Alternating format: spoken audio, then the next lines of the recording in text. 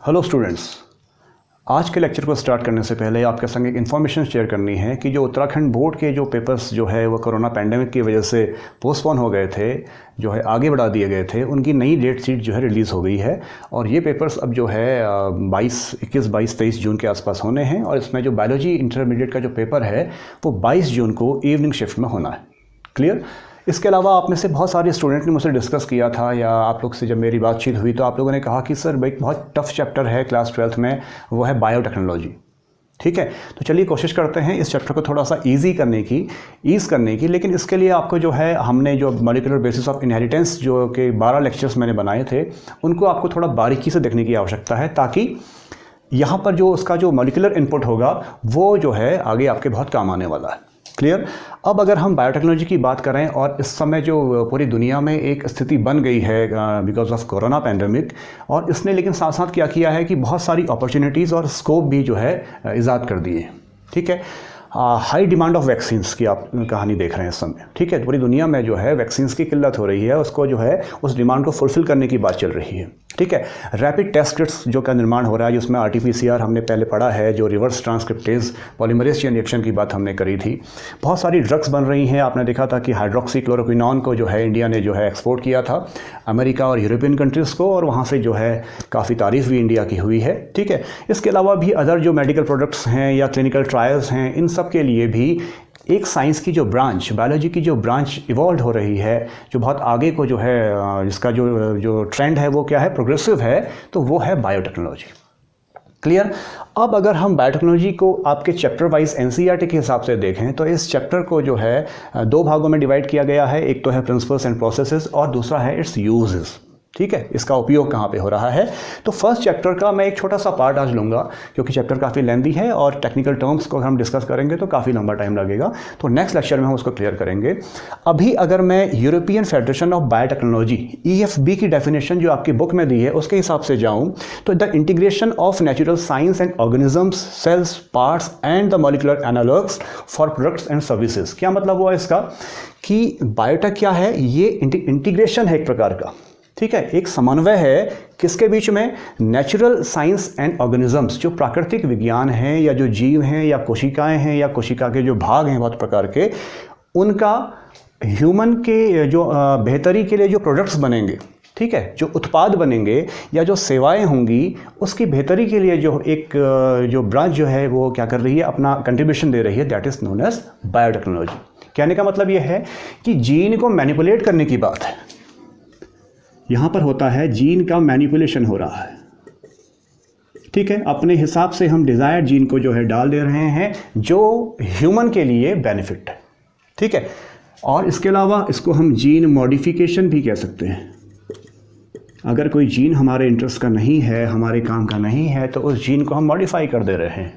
ठीक है, ये सारी चीज़ें जो है इस ब्रांच में आती हैं बेसिकली। ठीक है, और बायो इन्फॉर्मेटिक्स ने जो है इस ब्रांच में 4 चांस लगा दिए हैं। इसमें कई सारी चीज़ें हम देखेंगे इसमें जा करके कि किस प्रकार से जो है जो भी हमारा जो डिज़ायर्ड जीन है उसको हम किस प्रकार से प्राप्त कर देते हैं, किस प्रकार से फॉरेन DNA को हम उसमें इंट्रोड्यूस कर देते हैं, किस प्रकार से वेक्टर से मिल करके फिर बाद में जा करके उसकी क्लोनिंग के थ्रू हम आगे बढ़ते हैं। That is called recombinant DNA technology. इसके बारे में डिटेल से हम आगे पढ़ेंगे। इसमें जो एक नाम आता है वो है पॉल बर्ग। पॉल बर्ग, कई बार इनको जो है फादर ऑफ बायोटेक्नोलॉजी भी जो है कहा जाता है। इन्होंने क्या किया था, इन्होंने जो है जो मंकी वायरस है, ठीक है, इस मंकी वायरस को बेसिकली इसको हम कह देते हैं MV40 प्लस जो हमारा एक लैम्डा फेज में जो हम इसको लैम्डा वायरस भी कह देते हैं, इन दोनों जो जीन थे उनको आपस में मिलाया था। ठीक है, इन दोनों के जीन को आपस में मिलाया था, इसीलिए ये पहली बार ये काम हुआ था। 1972 के आसपास की ये बात है। तो वहाँ से जो है क्या हो गया कि जो हमारा जो ट्रेडिशनल ब्रांच जो भी हमारी जो बायोटेक्नोलॉजी की थी, ठीक है, अब ये जो पारंपरिक जो ब्रांच है बेसिकली, ये ब्रांच क्या है, क्योंकि हमें आपसे पहले भी कहा है कि जो बायोटेक्नोलॉजी की जो ब्रांच है वो बहुत पहले से इवॉल्व रही है। ठीक है, कई हज़ारों सालों से जो है बायोटेक या जैव प्रौद्योगिकी हमारे समाज में, हमारी दुनिया में ऑलरेडी है। चाहे वो दूध से दही बनने की बात हो, जहाँ पर आपको पता है कि लैक्टोबैसिलस अपना काम करता है, लैक्टोबैसिलस के द्वारा ये फॉर्मेशन होता है। या हमारी जो फर्मेंटेशन इंडस्ट्री है, फर्मेंटेशन हो रहा है, लैक्टिक एसिड का फर्मेंटेशन हो रहा है या स्टार्च का फर्मेंटेशन हो रहा है ग्लूकोज में और ईस्ट में, और उसके द्वारा फिर बाद में एथेनॉल बन रहा है, हमारा एथेनॉल बन रहा है, अल्कोहल बन रहा है, बियर बन रही हैं, वाइन्स बन रही हैं, इसको हम इथाइल अल्कोहल भी कह देते हैं, या C2H5OH, CH3CH2OH भी इसके नाम से भी इसको जानते हैं। तो ये सारा चीज़ें पहले से हो रही थी। इसके अलावा पेनिसिलिन की डिस्कवरी जो हुई थी, पेनिसिलियम नोटेडम, आपको पता है कि पेनिसिलियम नोटेडम नामक फंगस से जो है इसको डिस्कवर किया था अलेक्जेंडर फ्लेमिंग ने, 1928 के आसपास की बात है। ठीक है, तो पहली एंटीबायोटिक जो है बनी थी, यानी कि ये सारी चीज़ें ऑलरेडी जो है एग्जिस्ट कर रही थी। अब मैंने क्यों इसको जो है, अभी यहाँ पर आप देखेंगे कि जो बायोटेक्नोलॉजी है उसको मैं ट्रेडिशनल या ओल्ड बायोटेक और मॉडर्न बायोटेक में डिवाइड क्यों कर रहा हूँ। ठीक है, मॉडर्न बायोटेक की बात अभी मैंने आपसे कहा था कि पॉल बर्ग ने कहीं से स्टार्ट किया, जहाँ पर उसने 2 डिफरेंट ऑर्गेनिजम्स के जीन को आपस में मिला दिया। ठीक है, एक मंकी के अंदर वो जीन था और दूसरा जो था वो एक बैक्टीरिया का जीन था, दोनों को मिला दिया। और इसीलिए कई बार मैंने अभी आपसे कहा कि he is also known as the father of जो है मॉडर्न बायोटेक्नोलॉजी। ठीक है, एक और नाम इसमें बाद में अभी हम देखेंगे, डिस्कस जब हम करेंगे आगे जा करके, तो वहाँ पर बॉयर और कोहन का नाम आएगा। ठीक है, बॉयर और कोहन ने क्या किया था, बॉयर एंड कोहन। ठीक है, इन्होंने पहली बार क्या किया, इन्होंने एक जीन लिया, इन्होंने जो है साल्मोनेला टाइफिम्यूरियम, ठीक है, उसका एक जीन लिया। ठीक है, और वो जीन बेसिकली क्या था, वो एंटीबायोटिक रेजिस्टेंट जीन था। ठीक है, तो उस जीन को जो है प्लाज्मिड से मिला करके, ठीक है, उसके बाद उन्होंने क्या कर दिया, 2 डिफरेंट जीन्स को मिला करके उसकी फिर क्लोनिंग करके उसके आगे जो है उत्पाद या जो प्रोडक्ट्स हैं आगे प्राप्त किए। तो वहाँ पर जो है बॉयर और कोहन का नाम आता है। यानी इन्होंने क्या किया, रिकॉम्बिनेंट किया, डीएनए को रिकॉम्बिनेशन बनाया। तो इनको जो है RDNA टेक्नोलॉजी या रिकॉम्बिनेंट डीएनए टेक्नोलॉजी का तकनीक जो है, रिकॉम्बिनेंट डीएनए तकनीक जो है, उसका जो है जन्मदाता भी इनको कई बार कहा जाता है। ठीक है, अगर मैं थोड़ा सा और डिटेल में जाऊं तो आपको पता है कि हमारे जो बच्चे जो नीट्स की प्रिपरेशन कर रहे हैं उनके लिए एक बहुत इंपॉर्टेंट डेट है, पता है आप सबको। आप लोग इस डेट के हिसाब से प्रिपरेशन कर रहे हैं अपने कोचिंग इंस्टीट्यूट्स में या अपने घरों में या अपने जहाँ पर भी आप लोग पढ़ रहे हैं। 26 जुलाई, क्योंकि इस दिन आप लोग जो है नीट के लिए फ़ाइट करेंगे, है ना। तो अगर मैं इसके एक दिन पहले 25 जुलाई और आज से 42 साल पहले चले जाऊँ 1978 में, तो इस दिन बायोटेक्नोलॉजी के जो फील्ड है 25 जुलाई 1978 में क्या हुआ था, एक चेंज आया था, बहुत बड़ा चेंज आया था जो ह्यूमन बायोलॉजी है उसमें। ठीक है, रॉबर्ट एडवर्ड्स एंड पैट्रिक स्टेप्टो,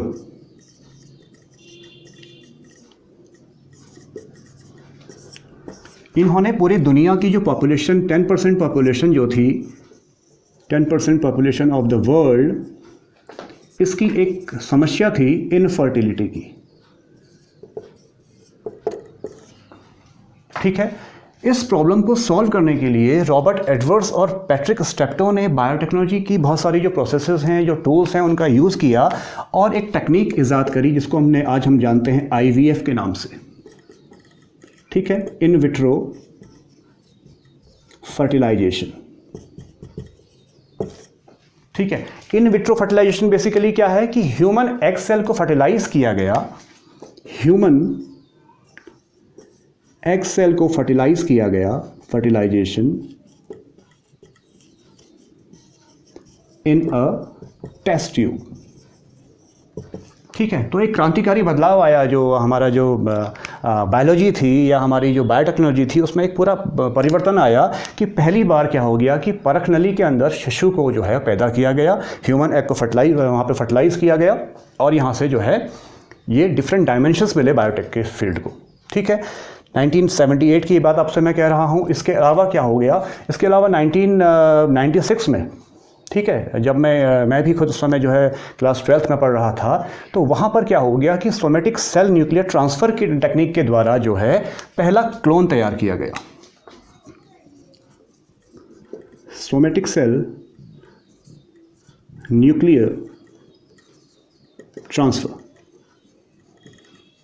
इस टेक्निक के द्वारा पहला क्लोन, जिसको बाद में डॉली नाम दे दिया गया, वो तैयार किया गया। ठीक है, तो ये एक बहुत बड़ा, ये भी क्या था, एक माइलस्टोन था जब हम बायोटेक की बात कर देते हैं। ठीक है, ठीक है। तो ये जो है अनफर्टिलाइज जो है oocyte में जो है ये सोमेटिक सेल न्यूक्लियर ट्रांसफ़र किया गया, किसमें किया गया, अनफर्टिलाइज्ड oocyte। ठीक है, क्लोन बना। ठीक है, बाद में कई सारी चीज़ें इसमें जो लीगल इश्यूज़ आए, इस तरह के हमारे जो कई तरह की मान्यताएं जो थी वो खंडित होने की बात की गई बहुत सारे कोर्ट्स में, और उसके द्वारा जा करके इस पर फ़िलहाल जो है ह्यूमन क्लोनिंग को बहुत ज़्यादा मतलब बहुत ज़्यादा बड़े पैमाने पर किया नहीं जा रहा है। ठीक है, तो ये सारी जो कंडीशंस हुई, इसके बाद जो है यहीं पर हमारी जो मॉडर्न बैट, यानी कि आपका जो 1970 या 1980 का जो एरा था, ये बहुत ज़्यादा क्या था, प्रोग्रेसिव था। ठीक है, जीन गन का भी यहाँ पर निर्माण हुआ, डिफरेंट बहुत सारी प्रोसेसेस यहाँ पर जा करके ईजाद हुई। ठीक है, जो हमारा जो बायो इन्फॉर्मेटिक्स वाला एरिया है वो भी यहाँ पर जा करके ओपन हुआ। तो ये सारी की सारी चीज़ें जो हैं हमने आगे देखनी है। और इसके बाद जो हम बात करेंगे बेसिकली, इसके बाद हमारा जो आपका जेनेटिक इंजीनियरिंग बेसिकली क्या है, हम लोगों ने जो मॉडर्न बायोटेक्नोलॉजी में जिस चीज़ को डिस्कस करना है वो है genetic engineering, that is genetic engineering. ठीक है, इसको मैं GE भी कह दे रहा हूँ। अब जेनेटिक इंजीनियरिंग बेसिकली जो है वो किस उस पर काम करें, सबसे पहले क्या करते हैं इसमें हम आइसोलेट कर देते हैं, जो हमें डिज़ायर्ड जीन जो चाहिए उसका आइसोलेशन करते हैं। ठीक है, अब ये डिज़ायर्ड जीन हो सकता है, ये हमें किसी प्लांट सेल के अंदर है, या ये एनिमल सेल के अंदर है, किसी फंगल सेल के अंदर है, ठीक है, या किसी बैक्टीरियल सेल के अंदर है। तो हमें क्या करना पड़ेगा, उस सेल के जो भी बाहर की जो भी न्यूक्लियर मेम्ब्रेन है या जो सेल मेम्ब्रेन है ना, तो उसको क्या करना पड़ेगा, हमें डाइजेस्ट करना पड़ेगा और डिज़ायर्ड जो हमारा जो जीन है उसको बाहर निकालना पड़ेगा। तो इसके लिए बहुत सारे एंजाइम्स इसमें जो है वो भाग लेते हैं, डिफरेंट काइंड ऑफ एंजाइम्स। ठीक है, इन एंजाइम्स को हम लाइजिंग एंजाइम्स भी कह देते हैं, लाइजिंग एंजाइम्स भाग लेते हैं। माना कि जो हमारी जो डिज़ायर्ड जो जीन है वो किसी प्लांट सेल के अंदर है, तो हमें उसको जो है बाहर निकालना, यानी उसकी जो सेल वॉल है उसको डाइजेस्ट करने के लिए हमें सेलुलेज एंजाइम, क्योंकि आपको पता है कि जो उसकी सेल वॉल होती है वो जो क्या है सेलुलोज की बनी होती है, तो उसके लिए सेलुलेज एंजाइम वहाँ पर अपना काम करेगा। ठीक है, अगर किसी सेल के अंदर लिपिड है तो आपको लाइपेज वहाँ पर यूज़ करना पड़ेगा। ठीक है, कहीं पर जो है काइटिन से बनी हुई आउटर मेम्ब्रेन है तो आपको काइटिनेज वहाँ पर इस्तेमाल करना पड़ेगा। इस प्रकार से अलग अलग जो आपका जो भी वहाँ पर जो मटेरियल है उसको डाइजेस्ट करना पड़ेगा हमें, वहाँ से उसको आइसोलेट करने के लिए। आइसोलेट अगर हमने उसको कर दिया तो फिर हमें क्या करना पड़ेगा, बेसिकली इसमें बहुत सारी चीज़ें और भी आएंगी, इसमें बहुत सारे रेस्ट्रिक्शन एंडोन्यूक्लियस एंजाइम भी इसमें भाग लेते हैं। रेस्ट्रिक्शन एंडोन्यूक्लियस एंजाइम्स इसमें पार्टिसिपेट कर देते हैं, इनको हम मॉलिक्यूलर सीजर भी कहते हैं कई बार। ठीक है, आणविक कैंची के नाम से भी इसको हम जानते हैं। तो ये सारे जो स्टेप्स हैं इसको हम नेक्स्ट लेक्चर में आगे देखते हैं, क्योंकि आइसोलेट करने के बाद फिर हम क्या करेंगे, फिर हम वेक्टर्स के बारे में बात करेंगे। इसके बाद हम वेक्टर्स के बारे में बात करेंगे, कौन कौन से वेक्टर्स इसमें पार्टिसिपेट करते हैं। होस्ट सेल, जिसमें जा करके हम इस जो हमारा जो डिज़ायर्ड जीन है, जो हमारा वेक्टर हमने यहाँ पर जो है प्लाज्मिड वेक्टर होता है, बेसिकली बैक्टीरिया के अंदर पाया जाता है, और इस प्लाज्मिड्स में हम इस जीन को जो है जोड़ते हैं आपस में। बहुत सारे एंजाइम इसमें भी भाग लेंगे, हमारे लाइगेज एंजाइम भी यहाँ पर जो है भाग लेगा, और होस्ट में जाने के बाद फिर हम उसकी बाद में क्लोनिंग करेंगे। ठीक है, फिर उसका जो है हम एज अ फैक्ट्री मतलब वहाँ पर जो है प्रोडक्शन इस प्रकार से करेंगे कि वो हमारा जो बेसिकली जो प्रोडक्ट है वो आगे को सस्टेन करें। ठीक है, तो ये और नंबर ऑफ प्रोसेसेस, हमारी बहुत सारी प्रोसेसेस यहाँ पर हैं, इसके बारे में डिस्कस करेंगे। बायोटेक्नोलॉजी के बहुत सारे प्रकार होते हैं। अगर हम ग्रीन बायोटेक्नोलॉजी की बात करेंगे तो वहाँ पर जो क्रॉप्स के ऊपर जो काम हो रहा है, ठीक है, आपने वर्ड सुना होगा GMO, GMC एंड GMO। तो जेनेटिकली मॉडिफाइड क्रॉप या जेनेटिकली मॉडिफाइड ऑर्गेनिजम्स की बात कर रहे थे अभी हमने जब क्लोनिंग की बात, डॉली शीप जो है, भेड़ जो बनी थी जिसकी क्लोनिंग हुई थी, तो वो GMO था।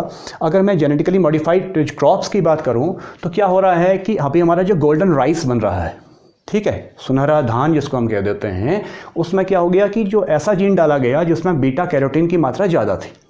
ठीक है, तो ये क्या इसने क्या किया, हमारा जो क्रॉप है उसको मॉडिफाई, उसके जो जीन में मॉडिफिकेशन किया, और जो अब यील्ड मिलेगी, जो पैदावार होगी, उससे किसानों को और जो जिसको जो यूज़ कर रहे हैं उनकी बॉडी में भी प्रॉपर नरिशमेंट जाएगा। तो ये जो है जेनेटिकली मॉडिफाइड करने की जो प्रोसेस है चल रही है। इसके अलावा भी जो हमारे जो हम सीड्स वगैरह फॉर्मेशन वहाँ पर कर देते हैं वो डिजीज़ रेजिस्टेंट हों, वो पेस्ट या इंसेक्ट से जो है बचे रहें, ठीक है। तो इस तरह के जीन उसके अंदर डाले जाते हैं ताकि वो जो है अपनी इन्वायरमेंटल कंडीशन में जो है ज़्यादा रेजिस्टेंस शो करे, ठीक है।